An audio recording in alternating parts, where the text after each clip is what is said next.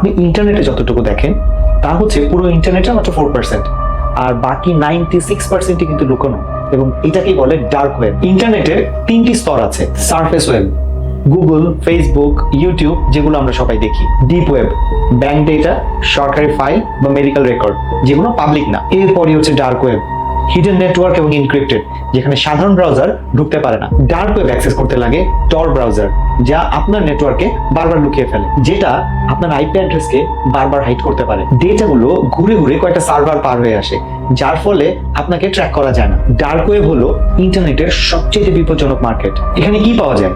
চুরি হওয়া credit card, নকল পাসপোর্ট বা আইডি, ড্রাগস, অস্ত্র, হ্যাকড ডেটা, লিক ডেটাবেস, এমনকি সাইবার ক্রিমিনালদেরও সার্ভিস। এবং এর সবকিছুই গোপনে এবং এনক্রিপ্টেড ভাবে করা হয়। এখানে অপরাধের পাশাপাশি আবার কিছু বৈধ কাজও হয়, যেমন সাংবাদিকরা সরকারি সেন্সরশিপ এড়াতে, হুইসেল ব্লোয়াররা তথ্য ফাঁস করতে, আবার কোনো দেশে যদি স্বাভাবিক ইন্টারনেট বন্ধ থাকে সেখানে ইন্টারনেট ব্যবহার করতে। তবে এটা ব্যবহার করার সময় অবশ্যই কেয়ারফুল থাকতে হবে, কারণ ডার্ক ওয়েবে আপনাকে হ্যাক করতে লাগবে 2 থেকে 3 সেকেন্ড সময়। একটা ভুল ক্লিক, ফলাফল আপনার ফোন অথবা কম্পিউটার সম্পূর্ণ হ্যাক হয়ে গেছে। এখানে ভাইরাস, র্যানসামওয়্যার এবং স্ক্যাম সবসময় উঠতে থাকে। তাই ডার্ক ওয়েব এটা কিন্তু কোনো অ্যাডভেঞ্চারের জায়গা না, এটা ইন্টারনেটের সবচেয়ে ডেঞ্জারাস এবং ডার্ক সাইড। এখানে যদি একবার ঢোকেন, ফিরে কিন্তু নাও আসতে পারে।